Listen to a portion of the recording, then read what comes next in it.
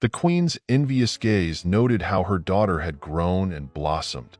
15-year-old Adia, born from the queen's first marriage, had inherited her mother's graceful figure and a magnificent mane of chestnut hair, along with her father's striking blue eyes. The young lady was already catching the eye of suitors at court, which unnerved the queen, especially the thought that her own husband, King Theodebert I, might draw Adia closer to him. In a fit of anger one day, the girl shouted at her mother, "I will take your place. I will become queen myself." Deiteria's daughter was gradually turning into her rival. The beautiful Deiteria, originally from Auvergne, was born around the year 500. She hailed from an ancient lineage connected to Gallic aristocracy and Roman patricians. Through her mother, Deiteria was related to Emperor Avitus, who ruled the Western Roman Empire in the mid-5th century. As a young girl, she was married off to a lord from the Visigothic lands, south of modern-day Russia. Like all Visigoths, he was a warrior, constantly fighting against the Franks until he met his end near the city of Béziers. The stunning Deiteria was left a widow with a small daughter, Adia. Soon, a Frankish army led by the young heir of Austrasia, named Theodebert, approached Béziers. The king, his father, had sent him to reclaim territories that had once belonged to the Franks but had been lost half a century earlier. Unfortunately, there was hardly anyone left to defend the city. Theodebert chose not to storm Béziers but sent a message. If the fortress did not surrender, it would face destruction and fire. And the fate of its inhabitants was all too easy to guess. The most noble woman in the city, the magnificent Deiteria, composed a reply to the prince. The letter stated, "No one can withstand you, my noble lord. We acknowledge your power and humbly submit to it. Promise us peace and honor in return."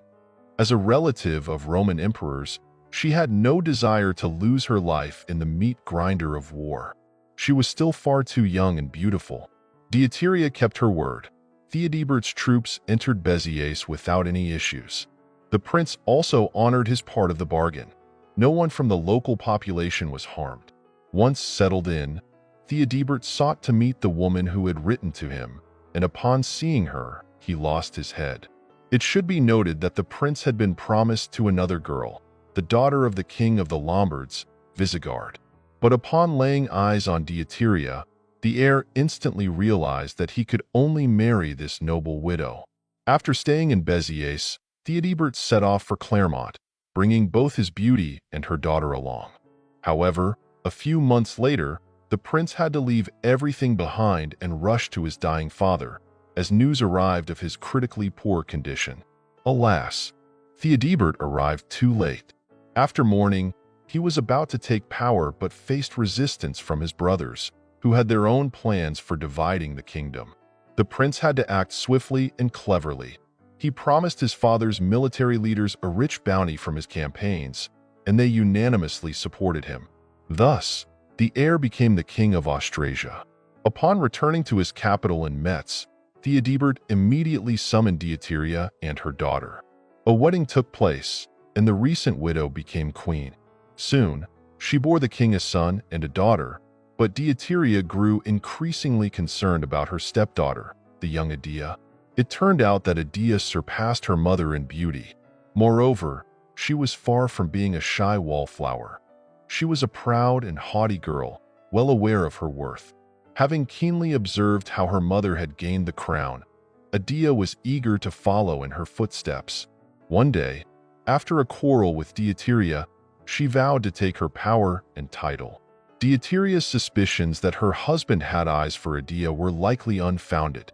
The king loved his wife and was far too occupied with state affairs, waging wars, forging alliances with Byzantium, and establishing a mint for gold coins from local resources. Historian Agathias of Myronius wrote of him, "Theodebert was as wise as anyone, brave, and extremely strong." The Bishop of Avalon went even further, declaring, "Theodebert is a great king." The palace squabbles went unnoticed by the king, and perhaps this was his greatest mistake. He failed to rein in his wife, who was becoming increasingly consumed by jealousy. He did not raise his voice against his stepdaughter when she openly mocked the queen. The result of this short-sightedness led to tragic consequences. Queen Deityria ordered Adia's death. The rival daughter had become unbearable to her. When the king learned of Adia's demise, he was devastated, especially upon discovering who was responsible. No matter how much Deityria pleaded for forgiveness or swore that Adia had provoked her, the royal verdict was clear. His wife had to leave Metz. Their union was immediately dissolved. King Theodebert remarried a princess from the Lombards, the one he had once set aside for the beauty of Deityria. He lived until the year 548, while his former wife passed away 8 years earlier. Little is known about her final years, or whether she mourned for her rival daughter.